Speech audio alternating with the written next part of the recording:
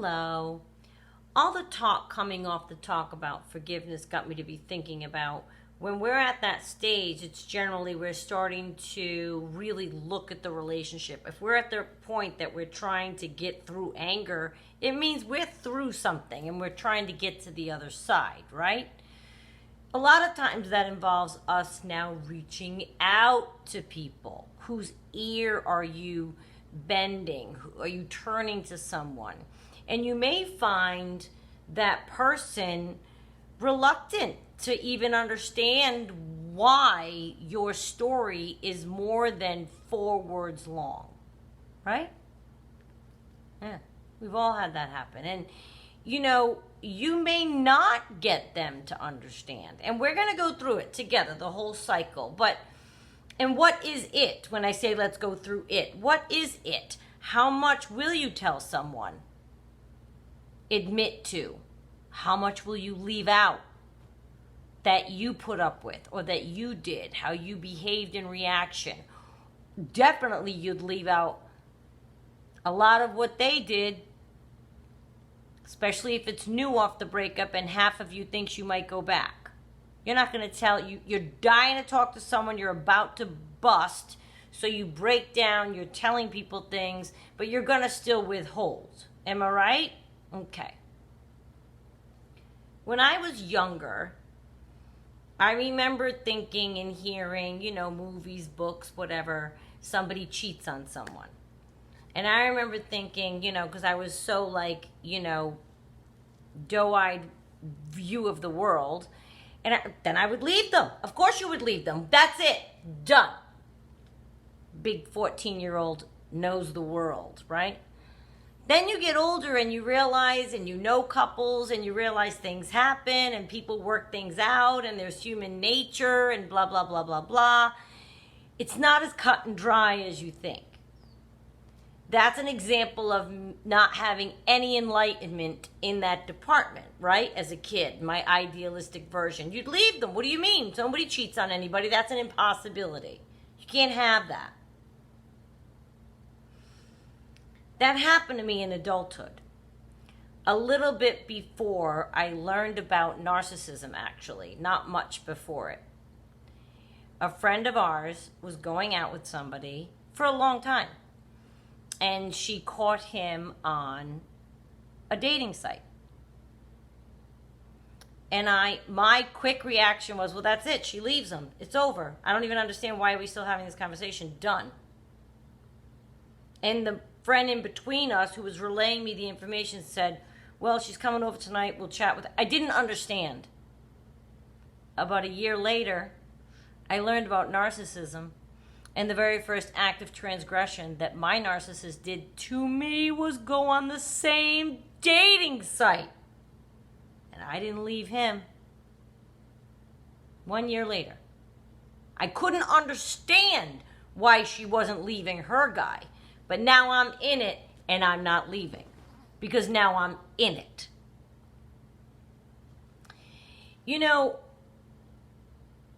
When you go through something that specific, you have to build into the equation that regardless of what words you come up with, they're never going to quite grasp why you can't break away from this person. Because when you explain your person with words, even just sit there and explain your person to yourself and ask yourself if as a friend, not having been through the love bombing, if as a friend, how you would receive that explanation of a person. I think of pizza. Don't mind me, but I think of pizza, okay? I'm from Rhode Island, and I had just gone for an overnight function to Providence, and the only thing I crave when I go there, it's called strip pizza. Strip pizza. Another word they use is party pizza, but it's strip pizza is what we call it because they cut it into strips. I cannot for the life of me make anyone in Florida understand what I mean by strip pizza, why it's so delicious, because listen to the description. Now, it's the only thing I crave. Rhode Island has excellent food. That's what I crave. and this is the description. Well, it's room temperature pizza with no cheese and a bunch of gravy. Well, it's really a sauce because it thickens. That sounds disgusting. It's the best thing you ever had in your life. When you say it out loud, they can't possibly understand how delicious this pizza is. The description is disgusting to them. It's the same thing with the narcissist.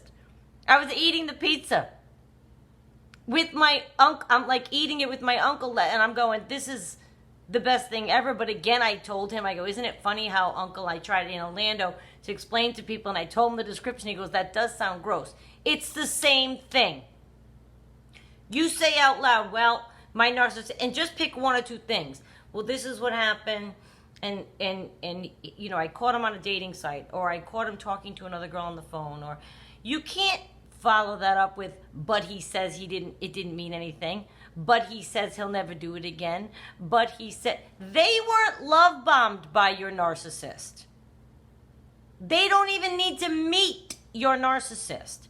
For another person, i.e. your friend in this situation, to be told they did X, Y, and Z deplorable acts, they already know that anyone that could do those acts wouldn't be sincere or mean it when they said they won't do it again.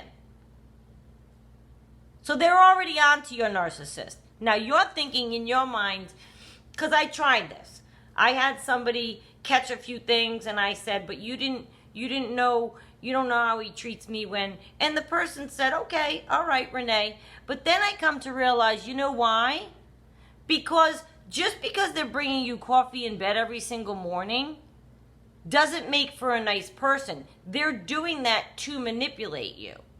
And if you said any part of your love bombing to the friend, they would say, if you said, ooh, but he brings me coffee every morning, he cooks it, whatever.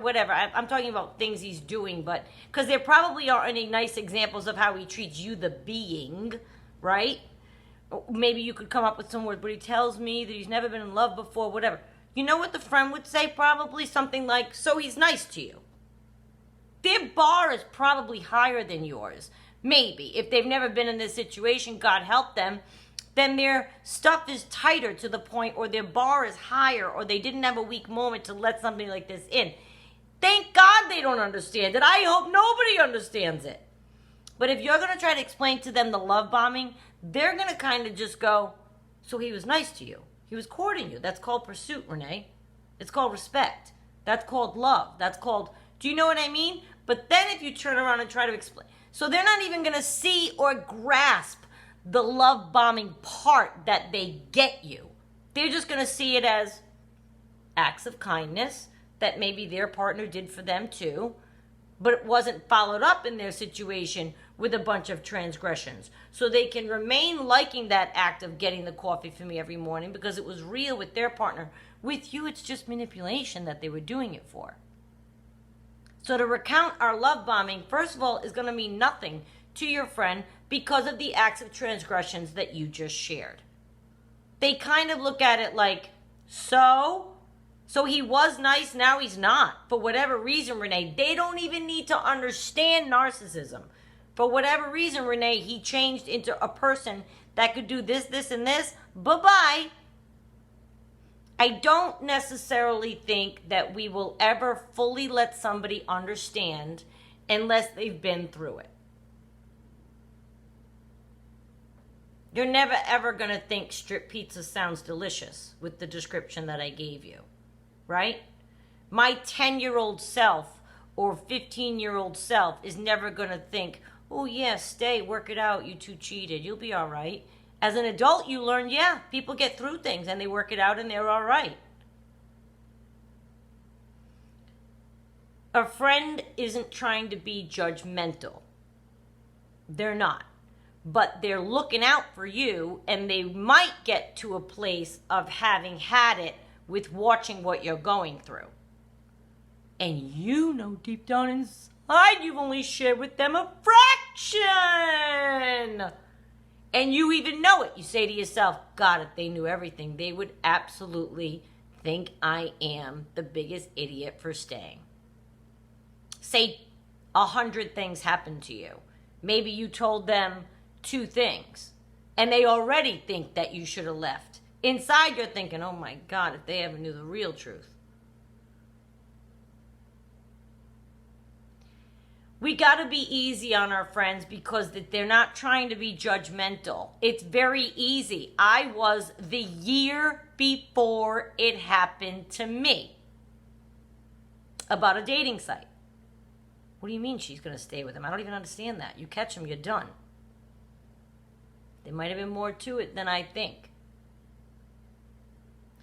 We can't judge another person's feelings for somebody else. And your friend is not understanding why you can still be connected to this person when you've now explained to your friend that they did this, this, and this.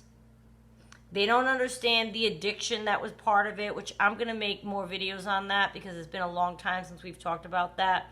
They don't understand the entire addictive part to the process, to what they do for you, all of that. They don't understand it. So I don't want us to not turn to people because you don't think they're going to understand you. You need support in times like this. Don't let the fact that, and they may have had a quick response that you didn't like, telling you what to do, giving you advice that you weren't ready to hear. Like, get to stepping away from that person. Maybe you're turning to a friend because you're just at your wit's end and you need someone to talk to, but you're not quite ready to hear the advice of you need to leave that person. So now you're going to be shy, gun shy, to go back to that person again. Wrong. They said something that you know is right. And you don't want to go back to them and tell them you went back and then have more to tell them. I understand that process. I really do. I really do. I didn't tell anybody really that he kept ringing me and coming in. I wasn't announcing that to people. Oh, I had coffee with him this month. It's embarrassing. You don't even want to think that you would let them in your house again. And I didn't really even go into great detail with anybody because I was on to him before I needed to do that.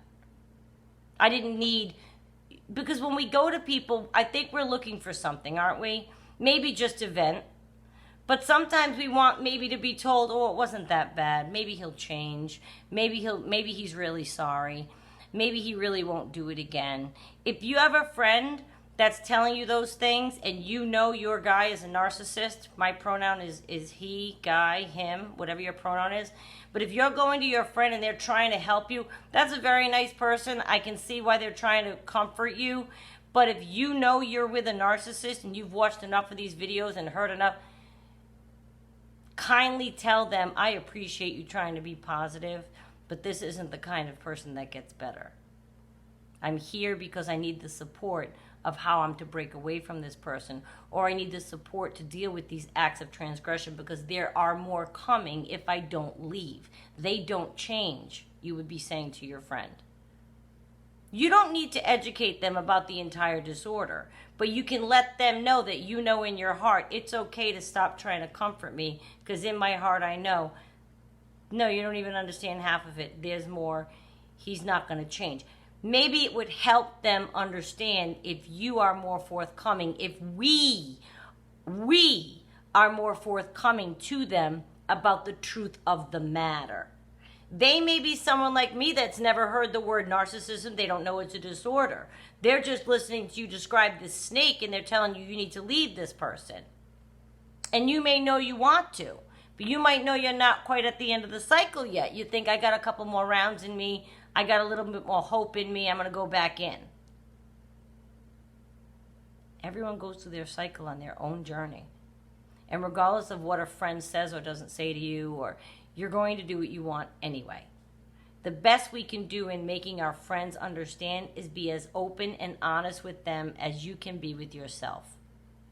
You might even say to them, I know I'm going to go back to him. I can't help myself. See what they say then. I don't understand, Renee. What do you mean? I mean, I didn't do that, but that happens. Their reluctance does not mean they're trying to shut you out. But think about it yourself. Sit and try to explain your relationship to yourself and see if you would not have a barrier in trying to even understand or accept it. They're going to try to do the best they can to help you, but you know the advice is going to be to leave. Right? Don't let that not make you talk to them. Take your licks. Maybe it's what you need to hear. And if it's somebody that you know is going to give you kind, empathetic, it's okay. Maybe he'll change advice. If you don't say it to them that you know your guy won't change, at least know in your mind that he's not going to change. Things aren't going to get better. If she's having a heart to your heart and your heart wants to believe that for another millisecond to bridge the gap between that and the realization that no, he's not, then go right ahead. But your mind better be on target and know you know what this disorder is, you know what the truth of it is, and this is who they are. How much you tell your friends is a very personal thing, whether you tell them anything. But they are going to try to help you in this situation. And don't stop talking to them because they might say something that you don't want to hear. We need support more than ever going through these people.